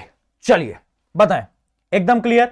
Law of independent assortment, 3 law पढ़ लिए। अब मैंने मेंडल जी के सामने हाथ जोड़ लिए, मैंने बोला मेंडल जी बस दया करो यार, दया करो, परेशान हो गया, मैं भी परेशान हो गया, बच्चे भी परेशान हो गए, अब और नहीं पढ़ाया जाएगा, है ना। तो मेंडल जी ने बोला ठीक है, कर दी दया, कोई दिक्कत नहीं है। बच्चों को बोलना है तीनों लॉ याद कर लें, एग्जाम के अंदर पूछे जाएंगे। तो तुम्हें इन तीनों लॉ को याद रखना है, लॉ ऑफ डोमिनेंस, ठीक है, अपना सेग्रीगेशन का याद रखना है, और लॉ ऑफ इंडिपेंडेंट असॉर्टमेंट। कहीं पर भी कभी भी डेफिनेशन पूछ सकते हैं। तुम सड़कों के अंदर जा रहे हो, तुम मेट्रो के अंदर बैठे हो, किसी ने पूछ लिया अरे सुन लॉ ऑफ इंडिपेंडेंट असॉर्टमेंट क्या होता है, याद रहना चाहिए। चलिए आगे बढ़ते हैं। अब एक क्वेश्चन है, यहां पर एक क्वेश्चन पूछा जाता है इस चैप्टर का, और इसका ना लोग आंसर नहीं दे पाते, है ना। इस वजह से इस सवाल को मैं यहां पर लेकर आया हूं। एक सवाल पूछा गया था कुछ साल पहले, how do traits get expressed. अब बच्चे ना समझ नहीं पाते इस सवाल को, इसमें पूछ क्या रहा है, इसलिए सवाल का पूरा एक्सप्लेनेशन आज लेकर आया हूं। आपके जो ट्रेड्स होते हैं ना, ट्रेड्स क्या होते हैं? कैरेक्टरिस्टिक्स। सवाल के अंदर पूछा है आपके जो ट्रेड्स है ना वो एक्सप्रेस्ड कैसे होते हैं। एक्सप्रेस्ड का मतलब है कि जो ट्रेड्स का ट्रांसफर हो रहा है ना, अरे कुछ नहीं पूछ रहा, ट्रेड्स का जो ट्रांसफर हो रहा है ना पेरेंट से बच्चों के अंदर, वो कैसे हो रहा है। जब भी ये सवाल दिखे how do traits get expressed, expressed का मतलब कुछ नहीं होता, एक्सप्रेस्ड का मतलब होता है कि ये ट्रांसफर कैसे हो रहा है, पूरा प्रोसीजर क्या है हमें वो बता दो। 3 नंबर के अंदर सवाल आया था, 80% बच्चे इसको गलत करके आए थे, इसलिए सवाल को लेकर आया हूं। ठीक है, देखो अब इसमें हमें क्या बताना है ना, इसमें हमें पूरा सिस्टम बताना पड़ेगा 3 नंबर के सवाल के अंदर कि ट्रेड्स कैसे जा रहे हैं। तो हमें पहले उन्हें समझाना पड़ेगा डीएनए क्या होता है, डीएनए के अंदर जीन्स क्या होती हैं। जीन्स होता है आपका फंक्शनल यूनिट, है ना, जिसकी मदद से हम क्या करते हैं, ट्रेड्स को ट्रांसफर करते हैं। जीन्स के अंदर क्या होता है, अलील होता है, allele is a specific type of genes, उस अलील की मदद से हम ट्रांसफर करते हैं। तो पूरा प्रोसीजर आपको समझाना पड़ेगा, थ्योरेटिकल टर्म्स के अंदर आपके लिए लिखकर लेकर आ गया हूं, नोट्स में आप पढ़ सकते हो, बाकी आपको समझा देता हूं। देखो पहले इसमें हमें समझाना है डीएनए क्या होता है, डीएनए के बाद हमें बताना है जीन क्या होता है ना। जीन ही होता है जिसकी मदद से हम अपने ट्रेड्स को पेरेंट से ऑफस्प्रिंग के अंदर ट्रांसफर कर पाते हैं। उसके बाद क्या होता है, जब हमारा एक नया ऑफस्प्रिंग बनता है ना, एक नया बच्चा बनता है ना, तो उस समय पर क्या होता है, हमारा जो डीएनए है, जो हमारा डीएनए है, ये हमारा डीएनए है ना, ये डुप्लीकेट हो जाता है। क्या हो जाता है, ये डुप्लीकेट, ये दो में बढ़ जाता है ना, ये 2 डीएनए में बढ़ जाता है। और ये जो डुप्लीकेशन होता है इसके अंदर क्या होता है, इसके अंदर एरर्स होते हैं, और उस एरर्स की वजह से क्या होता है, वेरिएशन। शुरू में बताया था एरर्स की वजह से क्या होता है, वेरिएशन होता है। तो ये पूरा का पूरा आपको बता रखा है ना, ये पूरा का पूरा आपको यहां पर मैंने एक्सप्लेन कर रखा है। उसके अलावा क्या है, जैसे जो आपका बच्चा होगा ना, उसमें एक जीन माता का भी आता है, एक जो आपका जीन होता है वो पिता का भी होता है। जैसे कि जब हम बात कर रहे हैं एक प्लांट है जिसका जीनोटाइप है ये, इसका जीनोटाइप है ये, तो इसका क्या मतलब है कि भैया इसके जो पापा थे वो थे टीटी, इसकी मम्मी थी टीटी, ठीक है, एक आया इनका, एक आया इनका, एक आया इनका, एक आया इनका, तो बराबर फॉर्मेट में होते हैं। और जो बच्चा है वो किसके ट्रेड्स दिखाएगा, वो दिखाएगा डोमिनेंट वाले के ट्रेड्स, वो किसके दिखाएगा, डोमिनेंट वाले के। मतलब अगर इसको मैं समराइज करूं, अगर ये सवाल आपसे पूछता है हाउ ट्रेड्स गेट एक्सप्रेस, तो आपको क्या समझाना है, पहले आपको जीन्स बताना है, जीन्स क्या होता है। सेकंड आपको बताना है, मतलब आपको पहले डीएनए बताना है, डीएनए के अंदर जीन होता है, आपको ये बताना है, ठीक है। फिर उसके बाद आपको क्या बताना है, जो आपका जीन्स है उसके अंदर अलील होता है। फिर आपको ये बताना है जब भी हम दो पेरेंट्स को लेते हैं तो उनके अंदर बराबर जीन्स ट्रांसफर होते हैं, आधे आधे जीन्स ट्रांसफर होते हैं। इस एग्जांपल की मदद से आपको समझाना है। उसके बाद आपको ये लिखना है पर जो जीन रिसेसिव होता है वो दबा रह जाता है, और जो डोमिनेंट होता है उसके कैरेक्टरिस्टिक्स क्या, जो आपका बच्चा होता है वो उसके कैरेक्टरिस्टिक्स दिखाता है जो कि अपना डोमिनेंट होता है। ये पूरी साइकिल होती है कि ट्रेड्स कैसे एक्सप्रेस्ड होते हैं। ये सवाल मुझे नहीं लगता कोई यूट्यूब पे आपको बताता है, बट मैं इस सवाल को लेकर आया क्योंकि मैंने सोचा कि अगर सवाल पूछ लिया 80% बच्चे गलत करेंगे, बट तुम जो इस लेक्चर को देखकर जा रहे हो तुम एकदम सही लिख कर आओगे, ठीक है। नोट्स में बाकी पढ़ लेना सब। चलिए अब इस चैप्टर के आखिरी टॉपिक के ऊपर बढ़ते हैं, जो कि है सेक्स डिटर्मिनेशन। करें शुरू, क्या कहते हो, कैसा चल रहा है जोश भाई? अरे एक बार जोश मीटर कमेंट कर दो, एक बार मैं पानी पी लूं, जोश मीटर कमेंट करो फटाफट।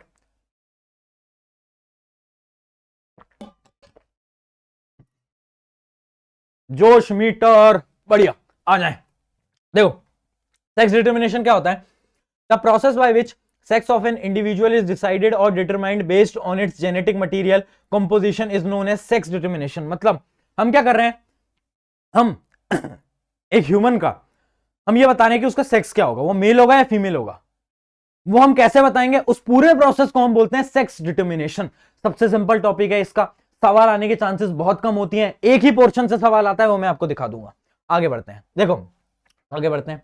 हाँ अब देखो हमारे जो क्रोमोसोम्स होते हैं ना, जो हमारे क्रोमोसोम्स होते हैं एक ह्यूमन बॉडी के अंदर, वो 23 पेयर के अंदर होते हैं। किसके अंदर, 23 पेयर के अंदर, ठीक है। 23 पेयर्स के अंदर हमारे क्रोमोसोम्स मिलते हैं, ठीक है, 23 पेयर्स के अंदर। अब ध्यान से समझना, जो हमारे 22 पेयर्स होते हैं, अच्छा यहां पर काट लेना, यहां पर गलती हुई है बेटा, इन दोनों को काट लो, मिसप्रिंट है। ये जो है ये है ऑटोसोम्स और ये है हमारे सेक्स क्रोमोसोम। अरे भैया मिसप्रिंट कर दिया, बताओ यार, इतना मतलब बताओ, पीपीटी वालों ने ऐसे ऐसे मिसप्रिंट कर रहे हैं, बताओ क्या कहते हो? पीपीटी वालों की तनख्वाह काट ली जाए क्या? पीपीटी वालों की तनख्वाह काट ली जाएगा 10 रुपए, बताओ 10 रुपए तनख्वाह काट लेते हैं ना, 10 रुपए काट लेंगे। चलो देखो अब समझना, ऑटोसोम्स क्या होते हैं, सेक्स क्रोमोसोम क्या होते हैं। ह्यूमन के अंदर 23 ओवरऑल आपके क्रोमोसोम्स हैं, उनमें जो 22 पेयर्स हैं, जो आपके 22 पेयर्स हैं, उनको हम बोलते हैं ऑटोसोम्स। ऑटोसोम्स क्या होते हैं, वो सारे क्रोमोसोम्स जो कि आपके कैरेक्टरिस्टिक्स को डिसाइड करते हैं कि आपके हेयर्स कैसे होंगे, आपके आईज कैसे होंगे, आपके हाथ कैसे होंगे, आपकी हाइट, वो सारे कैरेक्टरिस्टिक्स, उनको हम क्या बोलते हैं, ऑटोसोम्स। और एक पेयर होता है हमारा सेक्स क्रोमोसोम। ये जो सेक्स क्रोमोसोम होता है ये डिसाइड करता है कि आप लड़के होगे या ये लड़की होगा, ठीक है। इसके ऊपर एक सवाल जो पूछा जा सकता है वो होता है difference between autosomes and sex chromosomes. इन दोनों में डिफरेंस क्या होता है? तो अब ये समझ लो, chromosomes that are not really involved in determining sex are called autosomes। जबकि वो क्रोमोसोम्स जिनकी वजह से हम सेक्स को डिटरमाइन कर पा रहे हैं वो क्या होते हैं, सेक्स क्रोमोसोम।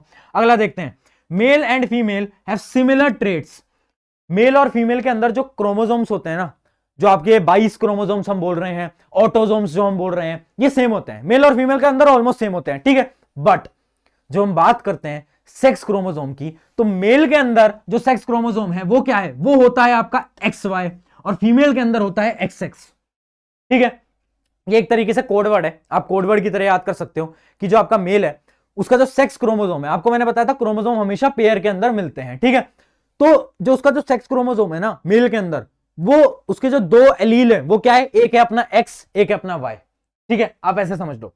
और जो फीमेल है उनके अंदर है X और X दोनों सेम है, इस चीज को याद रखेंगे। अगला पॉइंट देखते हैं, in human there are usually 44 और 22 पेयर्स, मतलब 22 पेयर्स होते हैं ऑटोसोम्स के, जबकि सेक्स क्रोमोसोम केवल एक पेयर के होते हैं इंसान के अंदर, हर एक ह्यूमन के अंदर 1 पेयर होते हैं, मेल के अंदर XY, फीमेल के अंदर XX। सवाल कहां से पूछा जा सकता है, difference between autosome and sex chromosome. Male के अंदर कौन से सेक्स क्रोमोसोम है, XY, फीमेल के अंदर XX। आगे बढ़ते हैं, एकदम बढ़िया। अब समझ लो, एक सिंपल सी थ्योरी समझ लो, आ जाओ, बड़ा सिंपल टॉपिक यार। देखो बड़ा सिंपल। जो हम अभी तक पढ़ते आ रहे थे प्लांट्स में, अब हम वो ह्यूमन के अंदर पढ़ रहे हैं, कुछ भी नहीं है। अरे यार देखो यार, देखो ये मेल है, इसके पास क्या क्रोमोसोम है, इसके पास है XY क्रोमोसोम। ये फीमेल है, इसके पास है XX क्रोमोसोम, है ना। अब ये दोनों ने रिप्रोडक्शन करा, फर्टिलाइजेशन हुआ। मैंने आपको क्या बताया था, क्रोमोसोम्स, लॉ ऑफ सेग्रीगेशन याद करो, लॉ ऑफ सेग्रीगेशन याद करो फटाफट। क्या होता था, अलील जो होती थी वो ब्रेक हो जाती थी और वो एक एक करके मल्टीप्लाई होती थी। याद करो, याद करो, टॉल टॉल, जब हम इनको मल्टीप्लाई करते थे टॉल टॉल टॉल टॉल को, तो एक टॉल मल्टीप्लाई होता था इससे, फिर ये होता था इससे, ऐसे अकेले अकेले।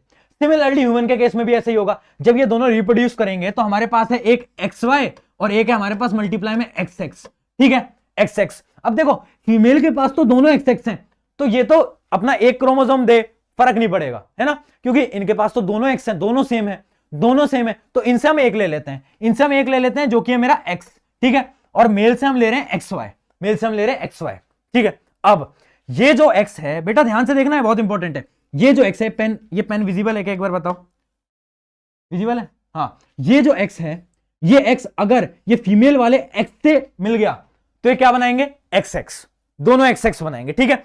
और अगर ये Y इस X से मिल गया, फीमेल वाले X से मिल गया, तो क्या बनाएंगे, XY, ये क्या बनाएंगे, XY। तो दो केसेस बनते हैं यहां पर, एक केस है XX, एक केस है XY। जब भी आपका XX वाला केस होता है तो हमेशा फीमेल बनती है, और जब आपका XY वाला केस होता है तो हमेशा जो बच्चा है वो क्या होता है, वो मेल होता है। बड़ा सिंपल है, मेल के पास XY है, फीमेल के पास XX है, फीमेल के दोनों सेम है तो उनसे एक X ले लिया, और जो मेल के XY है उनके हम X और Y को दोनों को हमने अलग अलग कर लिया। अब एक X पहले X से मल्टीप्लाई होगा, फिर एक X एक Y से मल्टीप्लाई होगा। अगर XX बन गया तो फीमेल, अगर XY बन गया तो मेल, है ना। इसका क्या मतलब है, इसका मतलब है कि जो मेल होते हैं ना, जो मेल हैं वो रिस्पॉन्सिबल हैं कि जो बच्चा है वो लड़का होगा या लड़की होगी, क्योंकि फीमेल के पास तो देखो XX है, उनके पास कुछ अलग नहीं है, उनके पास तो XX क्रोमोसोम है, बट मेल के पास X या Y है, तो डिपेंड करेगा मेल का कौन सा क्रोमोसोम जाता है, X जाएगा या Y जाएगा, X जाएगा या Y जाएगा।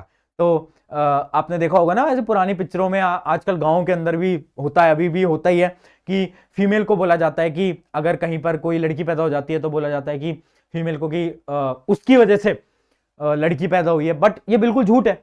उनको साइंस पढ़ाओ, उनको साइंस पढ़ाओ, रिस्पॉन्सिबल तो मेल होते हैं, क्योंकि मेल के पास XY क्रोमोसोम है, फीमेल के पास तो XX ही है। मेल रिस्पॉन्सिबल है, लड़का हो गया लड़की होगी, उसकी रिस्पॉन्सिबिलिटी किसकी, मेल की। अगर X क्रोमोसोम आएगा तो फीमेल, अगर Y आएगा तो मेल, तो रिस्पॉन्सिबल कौन है, मेल। याद रखेंगे, अपने घर वालों को भी आज बता देना कि रिस्पॉन्सिबल कौन है, रिस्पॉन्सिबल है मेल। क्यों, क्योंकि रिस्पॉन्सिबल इसलिए है क्योंकि मेल के पास XY क्रोमोसोम होता है, फीमेल के पास तो XX ही होता है। चलिए बहुत बढ़िया।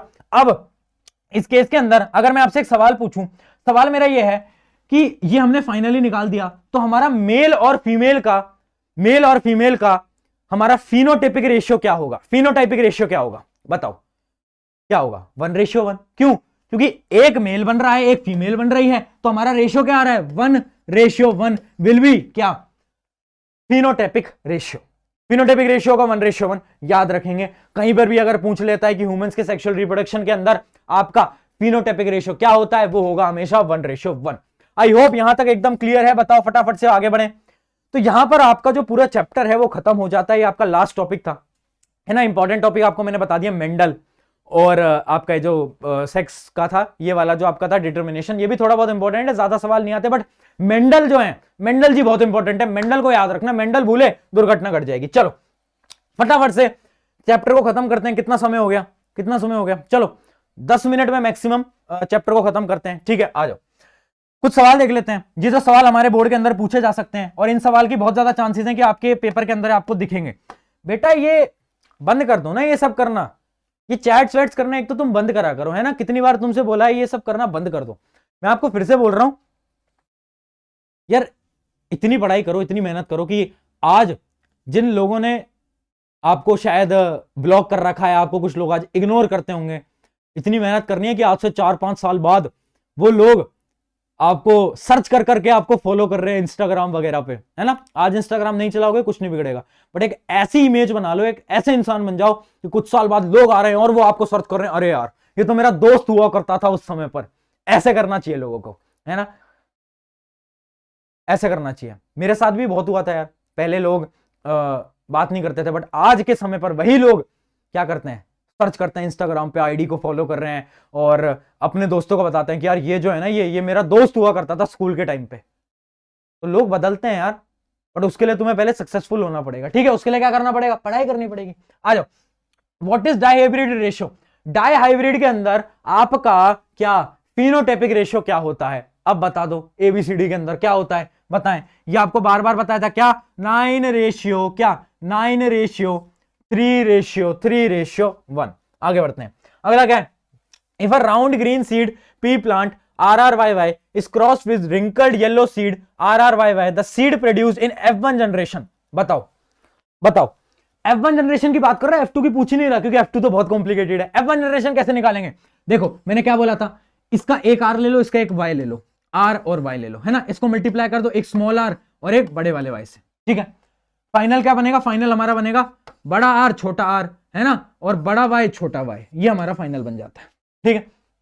एक चीज याद रखना, बड़े वाले जो होते हैं, डोमिनेंट जो होते हैं, उनको हमेशा आगे लिखना। जैसे मैं देखो पहले बड़े वाले आर को लिख रहा हूं, फिर छोटे वाले को, मैं पहले बड़े वाले वाई को लिख रहा हूं, फिर छोटे वाले को, ये लिखने का तरीका होता है। डोमिनेंट वाले को हमेशा हम पहले प्रायोरिटी देते हैं, ठीक है। अब ये हमारा फाइनल बन गया, तो बता दो भाई कैसा कलर होगा, बताओ जल्दी। पहला तो होगा वो राउंड, पहला तो होगा वो राउंड, ठीक है, और वो कैसा होगा, वो होगा हमारा येलो, राउंड एंड येलो बेटा, बहुत बढ़िया, ए ऑप्शन। ऐसे सवाल आते हैं बच्चों बच्चों से सवाल, तुम वैसे डरते हो यार, तुम वैसे डरते हो, है ना। अच्छा एक सवाल इंपॉर्टेंट है, देखो इस पे स्टार मार्क कर लेना। सवाल है difference between alleles and genes. बहुत बार बच्चे कंफ्यूज हो जाते हैं, वैसे सवाल ज्यादा पूछा नहीं गया है बट पूछा जा सकता है, कंफ्यूज नहीं होना है। अलील और जीन्स के अंदर, अलील क्या है, allele is a specific type of genes, gene का ही एक स्पेसिफिक टाइप है जिसको हम अलील बोलते हैं, पढ़ा है ना अभी, तो कंफ्यूज नहीं होना है। अलील और जीन में क्या डिफरेंस होता है कि भैया जो मेरा अलील है वो एक स्पेसिफिक फॉर्म ऑफ जीन है ना, वो एक कैरेक्टर बताता है कि टॉल है शॉर्ट है, वो बताता है, तो अलील के स्पेसिफिक फॉर्म ऑफ जीन, ठीक है। तो इसके अंदर आपको मैंने बता रखा है एक इंपॉर्टेंट, आप ये भी याद कर सकते हो कि जो जीन्स होते हैं ना वो कभी भी पेयर के अंदर नहीं होते, बट जो मेरे अलील्स होते हैं वो हमेशा पेयर के अंदर होते हैं। जैसे कि मैंने आपको ह्यूमंस के केस में बताया XX XY, अलील क्या है, पेयर के अंदर, याद रखना अलील्स हमेशा पेयर में, ये नॉन पेयर के अंदर। उसके अलावा क्या है, genes are responsible for expression of traits, जो भी आपके ट्रेड्स आ रहे हैं वो किसकी वजह से आ रहे हैं, जीन्स की वजह से आ रहे हैं। अलील्स क्या रिस्पॉन्सिबल होते हैं, alleles are responsible for variation in which given trait can be expressed. ये कुछ डिफरेंस है, ये 3 डिफरेंस याद कर लेना। अगर अलील्स और जीन्स के अंदर ये डिफरेंस आ जाता है तो मैं बता देता हूं, आप अपनी क्लास में आज जाकर पूछ लेना, मैं गारंटी से बोलता हूं, आज अपनी स्कूल की क्लास में जाना, कोचिंग की क्लास में जाना और पूछ लेना, 80% लोग डिफरेंस नहीं बता पाएंगे अलील और जीन्स के अंदर, गारंटेड, गारंटेड बता देता हूं मैं।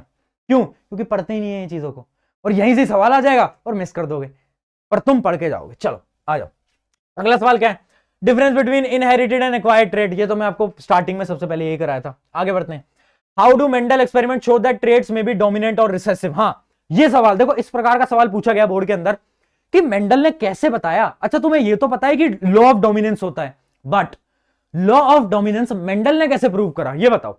अब इसके अंदर आपको क्या कहानी लिख के आनी है, वही वाली कहानी कि एक उसने बड़ा पौधा लिया, पी प्लांट उसने लिया, एक लिया उसने टॉल, एक लिया उसने डॉर्फ। आपको पूरी कहानी एक्सप्लेन करके आनी है, वो वाली टी इंटू स्मॉल टी, फिर उसने बनाई F1 जनरेशन, फिर उसने बनाई F2 जनरेशन। उससे उसे यह पता चला कि जो अलील आपका डोमिनेंट है उसके कैरेक्टर्स शो होंगे, है ना। वो जो पूरी कहानी अभी आपको समझाई गई है, जो आपके पहले केस के अंदर, जो आपको मैंने मोनोहाइब्रिड केस के अंदर कहानी समझाई है, वो पूरी कहानी आपको यहां पर लिखकर आनी पड़ेगी। अगर आप उस कहानी को यहां पर लिखकर आते हो थ्योरेटिकल फॉर्म के अंदर, पूरे नंबर 3 में से 3 नंबर का सवाल आया था, 3 नंबर आपको पूरे मिलेंगे, ठीक है। मेंडल ने कैसे बताया, इस प्रकार से बताया, एक्सपेरिमेंट आपको एक्सप्लेन करना है, बस आगे देखते हैं। अच्छा ये वाला सवाल तो मैंने आपको करा ही दिया है ना, आई गेस ये सारी चीजें करा दी हैं। अरे वाह, ये तो थैंक यू हो गया भाई, बढ़िया बढ़िया भाई बढ़िया।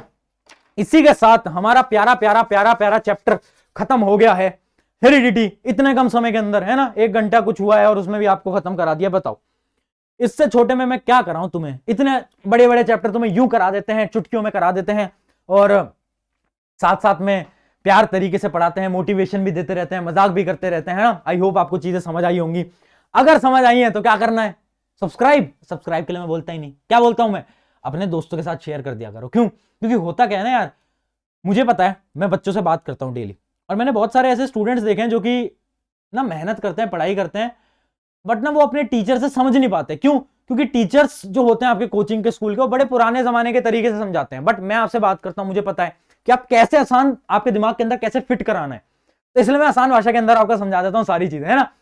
तो अपने दोस्तों के साथ शेयर कर देना, है ना। उसके अलावा नोट्स आपको मिल जाएंगे। अगला चैप्टर अगर आपको रिप्रोडक्शन वाला चाहिए तो आप कमेंट में लिख देना, है ना। और एक प्लेलिस्ट पड़ी है साइंस की, उसमें आपको सारे साइंस के चैप्टर्स मिल जाएंगे इसी चैनल के ऊपर, आप सारे जाकर देख सकते हो, है ना। तो कोई दिक्कत वाली बात नहीं है, पढ़ाई करो, एग्जाम नजदीक आ चुके हैं, पूरी जी जान लगा देनी है, अपना बेस्ट लगा देना है। और वो याद रखना, क्या लाइन, कौन सी लाइन? मुस्कुराएं हमेशा छुपाएं गम, मुस्कुराएं हमेशा छुपाएं गम, तुम्हें तो वक्त बताएगा कौन है हम। लाइन याद रखेंगे। इसके साथ शुक्रिया एवरीवन, टेक केयर, मिलते हैं अगले लेक्चर के अंदर। चलिए bye bye bye bye bye bye, चलिए बाय।